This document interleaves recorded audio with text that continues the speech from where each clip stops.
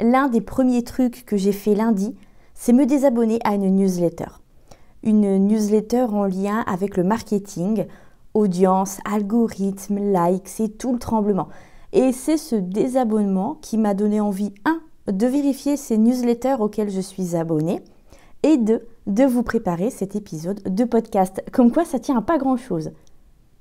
L'automne est souvent synonyme de calme, de trêve.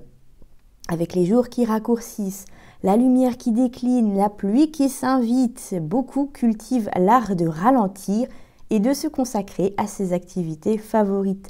C'est le retour d'Only Murders in the Building, même si c'est presque la fin.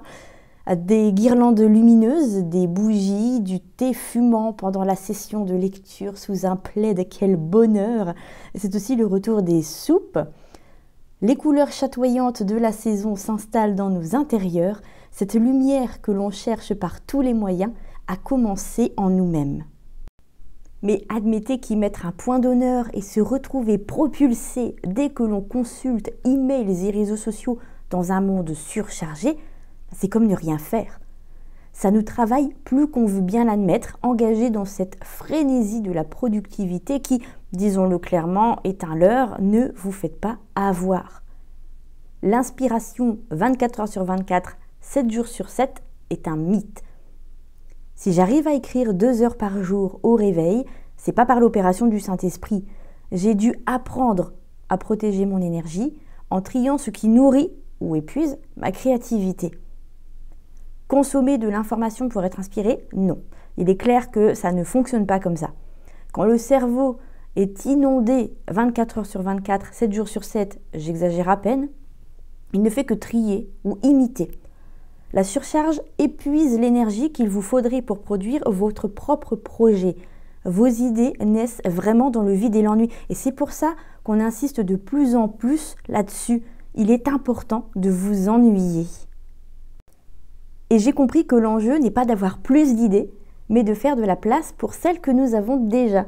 D'autant plus que moi, je suis le genre de personne à ne pas avoir besoin de chercher les idées. Elles me sont toujours tombées dessus, C'est pourquoi cet épisode me tient tant à cœur. Il est temps de mettre le sans pression en pratique et de reprendre le contrôle de notre espace mental. Voici la méthode que j'ai mise en place depuis la fin de l'été. Elle vous offre le vide nécessaire pour que vos propres idées puissent enfin se manifester. Ralentir dans la vraie vie versus en ligne. J'ai longtemps travaillé de manière intensive. Alors, ça a duré un peu plus de 10 ans cette histoire, puis j'ai fait un burn-out avant de remettre plein de choses en question, à commencer par mon rapport à la méritocratie parce que j'ai été éduquée avec cette illusion de la méritocratie. Quand on est forcé de ralentir dans la vraie vie, celle qu'on appelle IRL sur Internet, on comprend vite que l'urgence est artificielle. J'ai guéri, j'ai rebâti et j'ai réalisé que ce besoin d'un nouveau rythme n'était pas unique à mon expérience. C'est un signal d'alarme collectif. Les messages, les posts à propos des réseaux sociaux qui deviennent de plus en plus étouffants se multiplient sur ces mêmes réseaux sociaux. Oui, je sais, c'est un peu un paradoxe. Je constate donc un ras-le-bol général des réseaux sociaux. Beaucoup de ceux que j'ai rencontrés en ligne ou dans la vraie vie il y a 10 ans ne postent presque plus. Si je continue, moi, pour briser la solitude de mon travail et parce que je n'ai pas de vraie relation IRL, je constate un net changement dans mon rapport aux réseaux sociaux. Alors, le bruit numérique serait le sabotage de la créativité? J'ai compris que ce besoin de ralentissement dans la vraie vie devait s'appliquer encore plus durement à mon espace mental. Alors, durement, c'est un mot qui fait un peu peur, vous allez comprendre. Pourquoi ? Parce que ce fameux bruit numérique nous poursuit jusque dans nos refuges créatifs. Combien d'entre nous ont été tentés et le sont encore de sortir le smartphone pour checker les notifications, même quand ces notifications ont été désactivées de nos téléphones. Et ce fameux bruit numérique contamine l'endroit où nos idées devraient être en sécurité. Écrire, peindre, broder en regardant un vlog, un épisode de série, en écoutant un podcast, Je dis toujours que le multitâche est une illusion, que l'on ne peut pas concrètement couper notre cerveau pour nous concentrer, sur plusieurs tâches à la fois. C'est plus du temps de loisir à ce niveau, c'est de la consommation de contenu. Oui, de la consommation. À l'ère du tout de suite, dans des proportions énormes, c'est le piège de l'inspiration constante. Chaque contenu inspirant que l'on consomme crée une nouvelle dette créative, ou presque. Je devrais essayer ce tuto, je devrais lire ce livre, j'essaierai bien ce projet de carnet. Outre cette dette créative, on s'éloigne de l'essence même de notre projet. On le subdivise, on le modifie, on le met en suspens. On l'oublie parfois, ou il nous devient carrément insignifiant, irréalisable, mal foutu. On oublie le prisme instagrammable par lequel on nous présente ces projets. De jolis bureaux, des résultats beaux comme tout, du matériel qui fait envie. Mais combien d'heures pour atteindre des résultats? Combien d'heures pour atteindre des résultats? Combien d'essais, de ratés, de regrets? C'est la partie moins glamour, alors on n'en parle presque pas. Et qu'on le veuille ou non, nous, derrière notre écran, on absorbe du rêve en quasi continu. On admire, on analyse, on valide, mais nos propres résultats ne nous semblent jamais à la hauteur, ou si peu souvent. Le bruit numérique nous pousse à la comparaison permanente. Il épuise l'énergie qu'il nous faudrait pour commencer un projet ou pour le continuer. Dans le bric-à-brac, j'aborde volontairement ces sujets qui fâchent. Je crois qu'il est essentiel de s'affranchir de cette pression du résultat immédiat et d'explorer une vie créative basée sur l'honnêteté et l'intentionnel. Alors, si cette philosophie vous parle, cet espace est carrément fait pour vous, le bric-à-brac est carrément fait pour vous. Venez retrouver le plaisir d'être un simple amateur passionné. Même si vous créez depuis des années, je vous invite très fortement à nous rejoindre, c'est gratuit, le lien est dans la description. Il ne s'agit pas d'arrêter d'admirer, mais de protéger notre foyer créatif en contrôlant ce que nous y laissons entrer. Mais le tri ne suffit pas, ce serait trop facile. Une fois que vous avez libéré l'espace de ce bruit numérique, que vous avez libéré de l'espace de cerveau disponible, il faut vous assurer de ne pas le remplir immédiatement avec une autre forme de bruit. Vous voyez un peu l'engrenage, on laisse tomber YouTube par exemple pour se retrouver devant Netflix. Le sabotage créatif ne s'arrête pas à la boîte de réception. Il réside aussi dans notre incapacité à nous autoriser le temps de l'inactivité. C'est ce que je vous disais tout à l'heure. S'ennuyer, c'est hyper important. Ce temps que nous considérons souvent comme de la paresse ou de la procrastination est en réalité une phase de travail super importante pour la création. C'est ce que j'appelle le rôle essentiel du vide. J'ai désappris, oui, j'ai désappris à m'ennuyer il y a longtemps quand ma mère n'appréciait pas mon oisiveté, mes rêveries, mon temps perdu, appelez ça comme vous voulez. C'était pourtant ces temps de pause qui renouvelaient en partie les sujets de mes nouvelles. J'écrivais beaucoup de nouvelles à l'époque, maintenant je me rattrape avec des romans de plus en plus gros. Mon exemple le plus frappant, c'est la douche ou la vaisselle. D'ailleurs, ne dit-on pas que les meilleures idées viennent toujours quand on est occupé? Là voilà votre réponse, la vaisselle, en écoutant de la musique ou un podcast, ce sera toujours ok. Surtout si, comme moi, vous passez vos journées seules à causer au mur. Alors, la vaisselle, en se concentrant là-dessus, et le mécanisme de la tâche libère de l'espace de cerveau disponible. Il ne se concentre pas sur la température de l'eau, sur le remplissage des bacs, parce qu'il connaît tout ceci par cœur. C'est ça le cadeau de l'ennui. Les marges de votre journée, les temps calmes, les bulles de solitude. Je n'aime pas l'idée d'ennui productif, parce que ça reviendrait à dire que nous optimisons nos temps de vide, et je suis contre. Les youtubeurs qui vous disent de regarder votre série en VostFR pour travailler votre anglais, de lire du développement personnel avant d'aller vous coucher, de commencer votre journée par une bonne morning routine, je ne peux pas le valider, je ne peux plus le valider. C'est du vol de temps de loisirs, de la production déguisée, de la quête de performance, et on n'est pas là pour performer. Cette frénésie de la performance ne fait qu'ajouter une charge mentale insidieuse. Cette frénésie de la performance, de l'optimisation, c'est n'importe quoi. Le sabotage est double. Non seulement la surcharge nous vole notre précieux temps de rêverie, mais elle épuise notre énergie. Pensez-y, chaque newsletter ouverte, chaque vidéo regardée, chaque compte admiré devient une tâche en attente dans votre esprit. J'ai lu ce conseil, je devrais l'appliquer. J'ai vu cette technique, il faudrait que j'essaie. Ce projet est tellement mieux que le mien, je devrais recommencer. Je devrais. Oui, c'est là tout le problème. On ne parle plus d'envie, de volonté, d'ambition peut-être, mais d'obligation, de devoir. Il faut une immense force mentale pour commencer un projet quand on a l'impression d'avoir 500 choses plus importantes ou plus inspirantes à rattraper. Quand on a le choix parmi 12 000 projets vus sur YouTube, la dure réalité du syndrome de l'objet brillant en somme. Le résultat, il n'y en a pas parce que nous ne faisons rien. Nous vivons par procuration des rêves, des projets qui ne sont pas les nôtres. La culpabilité s'installe et nous ne faisons toujours rien.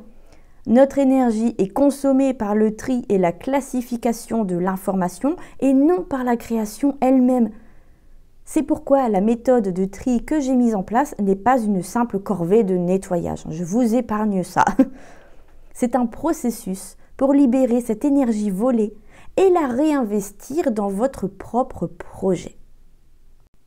Cette méthode est un acte de soutien actif à votre création. Franchement, vous vous devez bien ça. En supprimant les sources de bruit et de comparaison, vous retirez les freins invisibles qui vous empêchent de démarrer ou de continuer votre projet. L'énergie que vous dépensiez à archiver, à culpabiliser ou à vous sentir inférieur est immédiatement disponible. C'est de l'énergie brute que vous pouvez allouer à l'écriture de votre roman, au croquis du jour, à l'essai d'une nouvelle recette de cuisine. Chaque désabonnement est un gain de temps de cerveau disponible. D'ailleurs, si vous vous désabonnez de l'une de mes newsletters ou de mon compte Instagram ou autre, je ne vous en voudrais pas, c'est très humain comme réaction. J'ai mis en place 3 étapes pour reprendre le contrôle sur ma créativité. Elles vous offriront, en tout cas je l'espère très fort, le vide nécessaire à la manifestation de vos propres idées. Si ça vous coûte, ça dégage. L'idée du tri émotionnel est simple. Si un compte ou une newsletter vous coûte plus d'énergie qu'il ne vous en apporte, il doit partir. Votre but n'est pas de juger la qualité du travail des autres, mais de protéger votre propre énergie créative. C'est le moment de passer en revue tous vos abonnements, emails, réseaux sociaux, podcasts. Quand vous ouvrez un contenu, demandez-vous si votre première pensée est toxique. Alors là, c'est un signal d'alarme. Donc, j'arriverai jamais à faire ça, je devrais faire comme eux. Ou si cette première pensée est nourrissante, alors là, c'est le feu vert. Tiens, c'est inspirant, je peux apprendre ça. Ne gardez que les sources qui vous instruisent réellement ou qui vous encouragent à créer sans culpabiliser. Le tri émotionnel est un acte d'autocompassion qui privilégie votre santé mentale sur l'injonction de consommer, mais aussi sur l'injonction de créer. Ça, il ne faut pas l'oublier. Le problème, c'est que nous sommes souvent abonnés par inertie ou par la peur de manquer une information clé. Cette étape permet de tester la vraie valeur de ce contenu avant de prendre une décision radicale. Ne vous précipitez pas, ça ne sert à rien. Plutôt que de vous désabonner tout de suite et de le regretter, c'est tout à fait possible, essayez une quarantaine numérique. Ciblez les newsletters que vous n'ouvrez jamais ou très peu souvent, les podcasts que vous n'écoutez qu'à moitié et les comptes de réseaux sociaux dont vous aviez carrément oublié l'existence. Pendant une semaine complète, vous allez archiver sans lire les emails entrants et mettre en sourdine les comptes qui vous ennuient ou qui vous mettent la pression. Si, au bout de ces 7 jours, vous n'avez ressenti aucune curiosité ou aucune frustration à l'idée de ne pas avoir consulté ces sources, c'est qu'elles ne sont pas essentielles à votre espace créatif. Le silence créé est le meilleur cadeau que vous puissiez faire à votre créativité. Désabonnez-vous en toute conscience et sans regret. Mais on ne vise pas le vide total, hein. Il ne s'agit pas d'ériger des murs, des remparts, mais de choisir ce que vous voulez laisser entrer. Donc, gardez une petite porte quand même. Remplacez la consommation passive par l'intention active. Le vide est libérateur, mais il doit être rempli de choses qui vont réellement stimuler la réflexion sans vous imposer de direction.